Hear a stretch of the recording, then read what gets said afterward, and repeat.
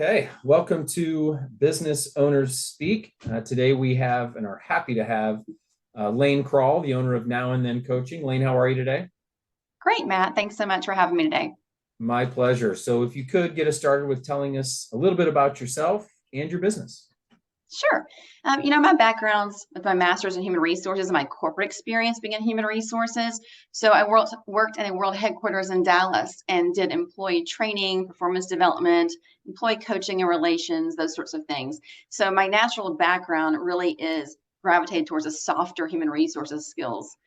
With that, I met my ex-husband now and moved to Florida, and went through my own divorce subsequently and decided at that point there's got to be a better way. There's got to be a better way that's a smoother process for women to go through, where I wanted to really have a lifeline that I throw to women that are behind me on that same path and that same journey.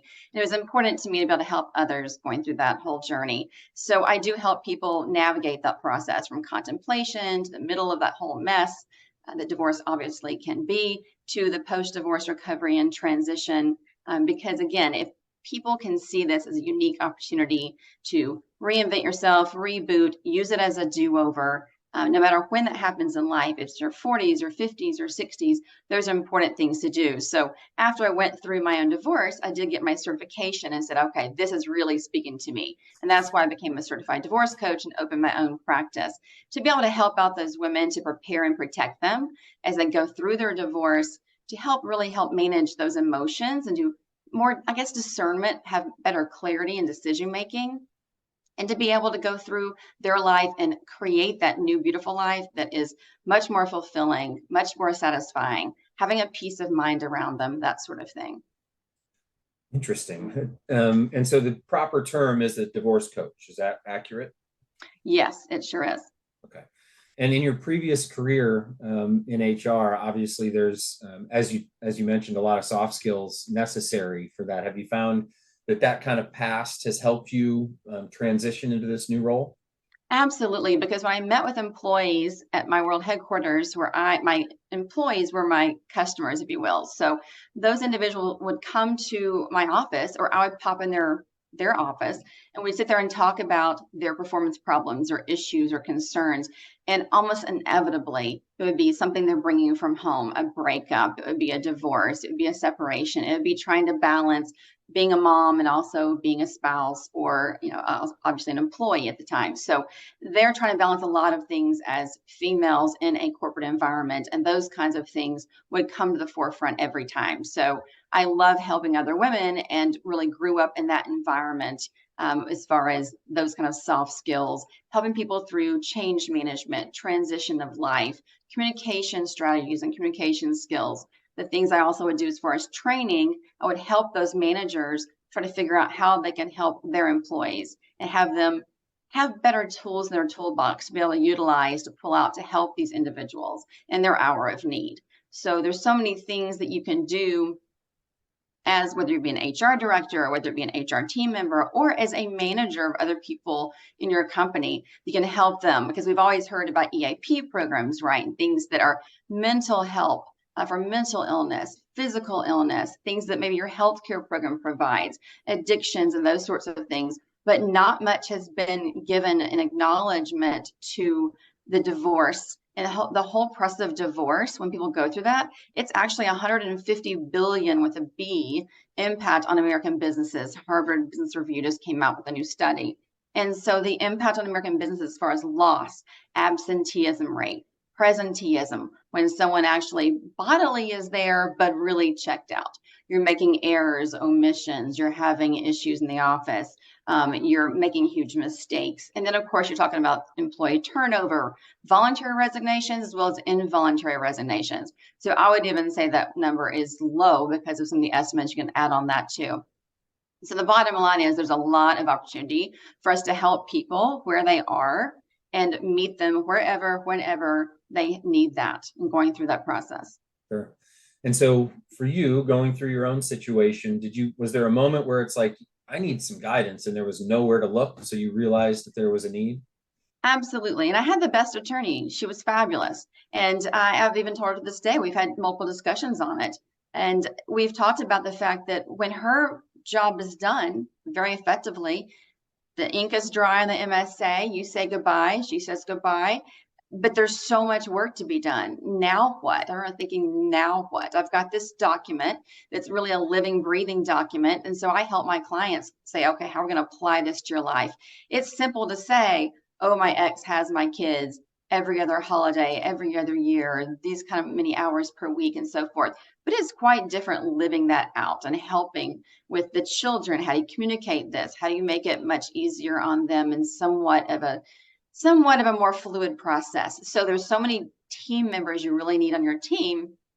And I educate people a lot about how really, in my book, the first call you should make if you're contemplating divorce or in the middle of it or even at the end, but call a divorce coach first, because we can help tamp down the emotions, make sure that you're having clear decision making. You show up for your attorney when you're ready for that stage if you are filing for divorce as a more credible client. You're also going to utilize your resources much more effectively with any kind of attorney fees. So whether you're paying a flat fee, whether you're paying retainer fees or whatnot, your dollars will be much more effectively utilized if you are not crying on the couch with the Kleenex for an hour at $4.75 an hour or whatnot, versus getting some help with coaching and tamping down the emotions, thinking through what you want to ask for, thinking through what you want to do at the negotiation table, and then show up more effectively for your meeting with your attorney.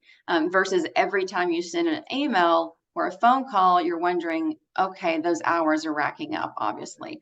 So I help people kind of manage through that process of, call me first. We'll assemble your team for you. Let's talk about all the kind of people that you need in your team.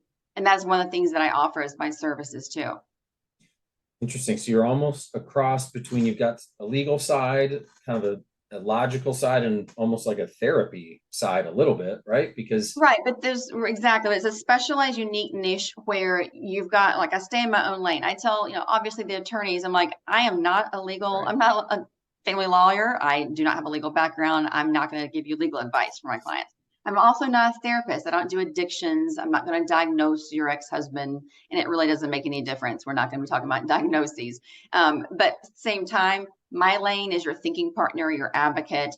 We talk about the things that you want to do. What are your goals? You're in the driver's seat as the client. I'm just the person to hold your hand and be your thinking partner to prepare and protect you. Have your eyes wide open when you're going through this.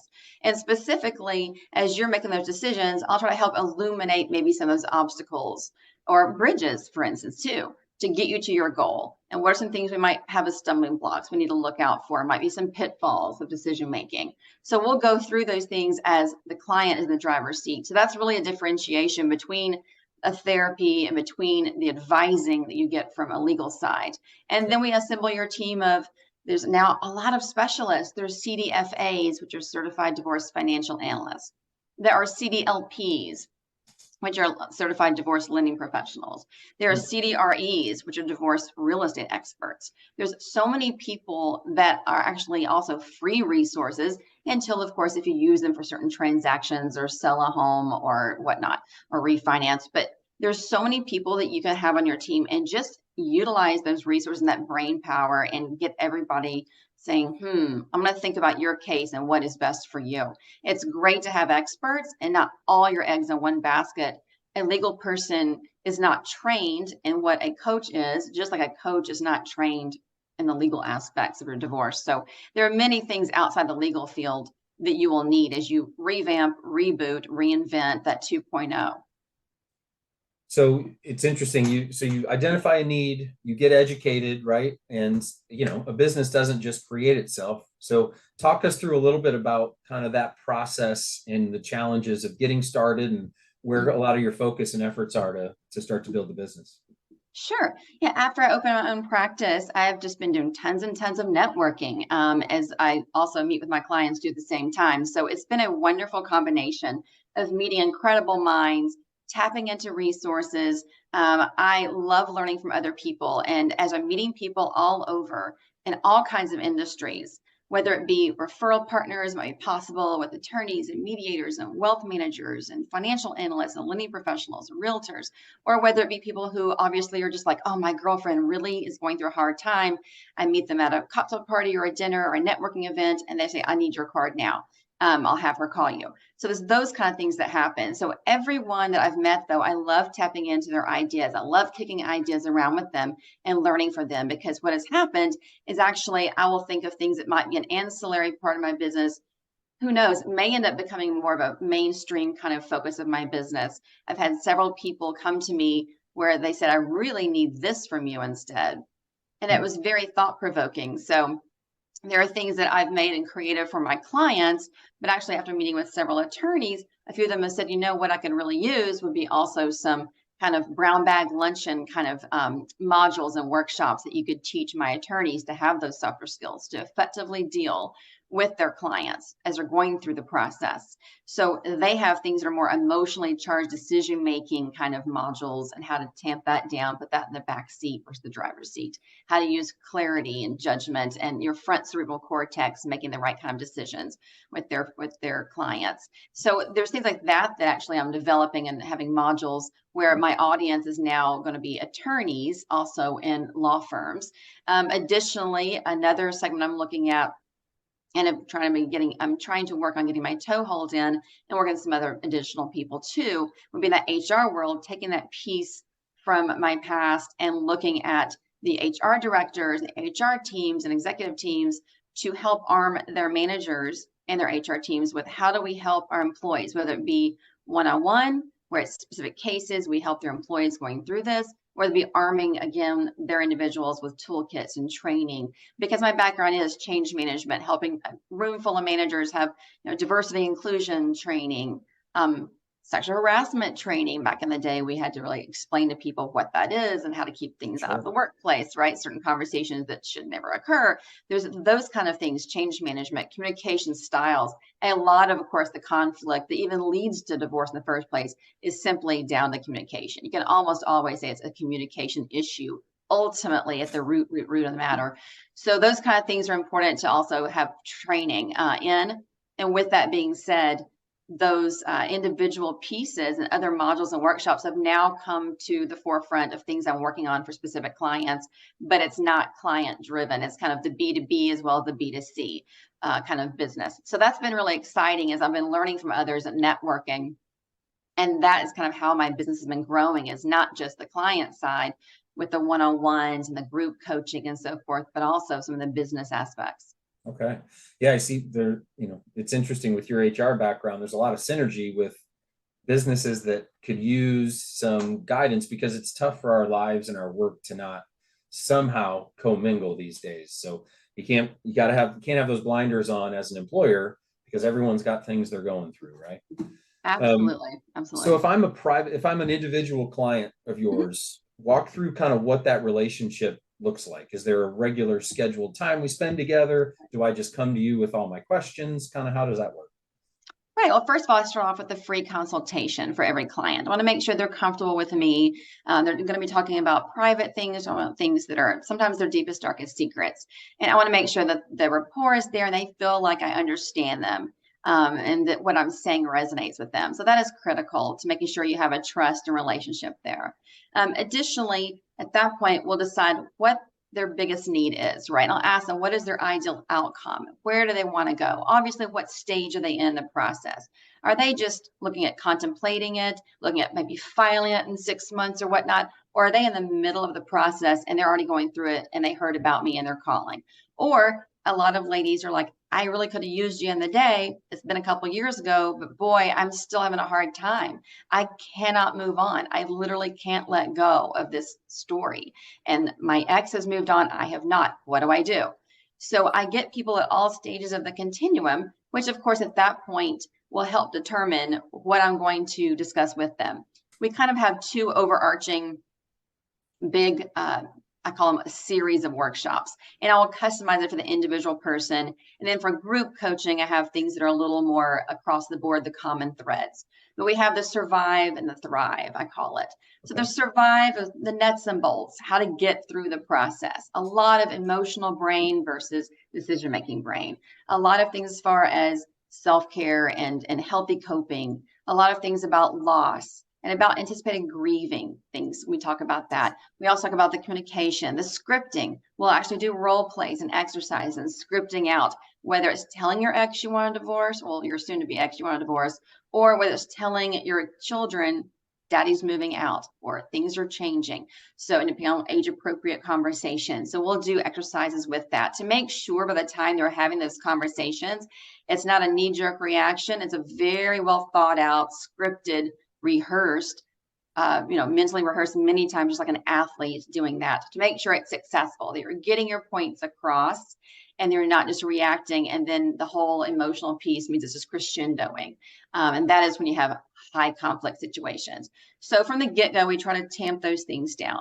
We also talk about getting organized for divorce, the financial affidavit, what kind of paperwork they need, how do they plan a budget, a lot of the finances and those kinds of things that are literally the logistics behind how do I manage through this process and get through it, literally until the judge stamps the MSA or court order or whatnot. So that is kind of that first piece we look at if people are just trying to get through it and survive. Then I have for those people who are emerged or emerging from, let's say, there could be a short-term, it could be a very long-term marriage.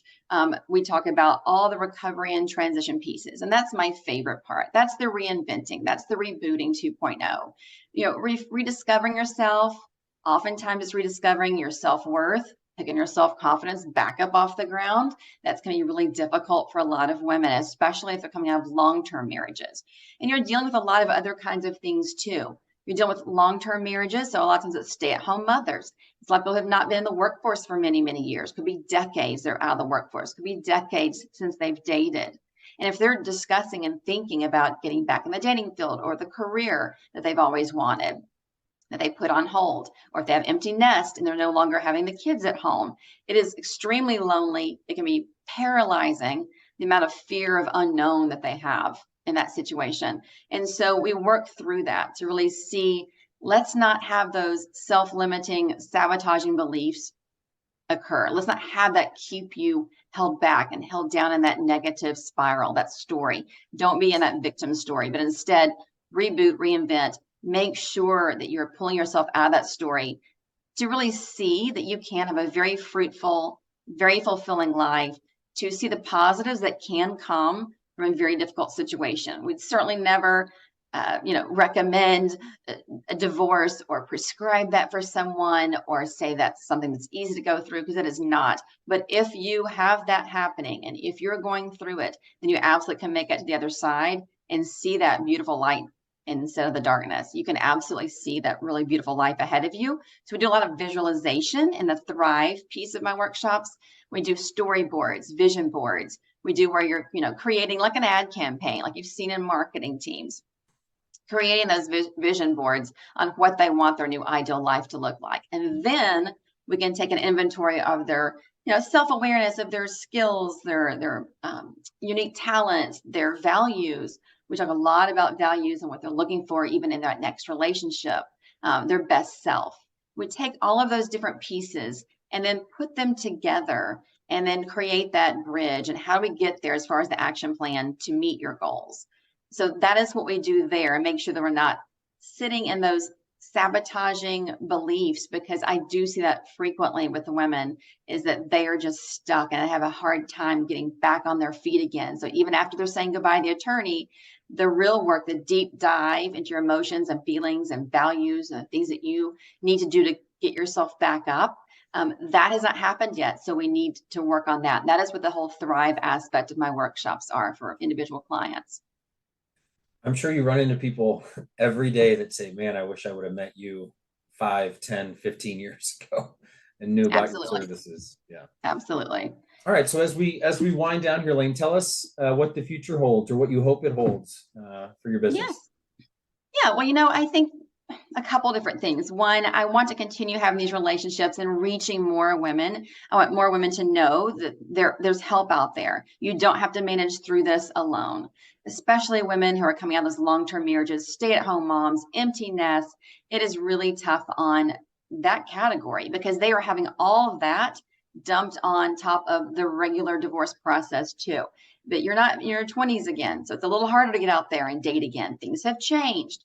So has technology with dating and career and so forth. So sometimes it's new skills, doing a lot of kind of self-analysis and then recalibrating what I call as your picker and making sure that you're choosing in your new relationship, not the same situation you've always chosen before that got you perhaps in that same situation with the previous person you selected that you're married to and now that you're not. So there's a lot of the work to be done. And I just want to reach more of those women to show them you don't have to manage through this and try to suffer alone. There's a huge group out there for support and resources and experts also. And then also, as far as like, I do a lot of pro bono work. I love working on Sunday evenings. I facilitate a Sunday evening group support. And Okay. so I do that on Zoom. And so I have a divorce support group and we sit there on Zoom and we talk about, I'll lead different subjects, things that I've read. I'll give them homework assignments during the week, things to digest, journal about, or just kind of be off the cuff how they feel about some of these things. Did certain things resonate with them? Did certain things not? And it's really fabulous to have people all across the continuum of just thinking about it, just separating, and then all the way who've been divorced 3, 4, 5 years. And so I find things for them that's in commonality, a common thread on all of them that we can talk about that really helps them as far as taking inventory loss. What's the loss? What's the grieving to expect?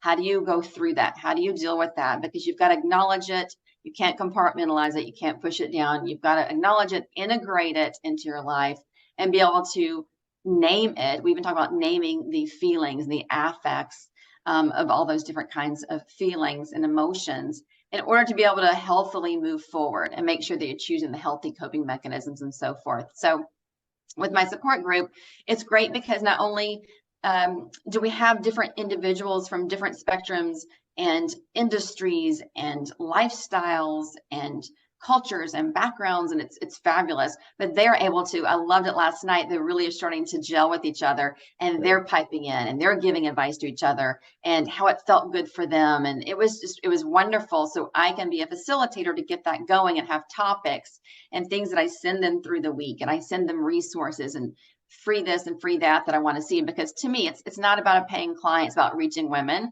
And so that's why I do pro bono work with the support group, but also I have just now started a new ministry in my church as well.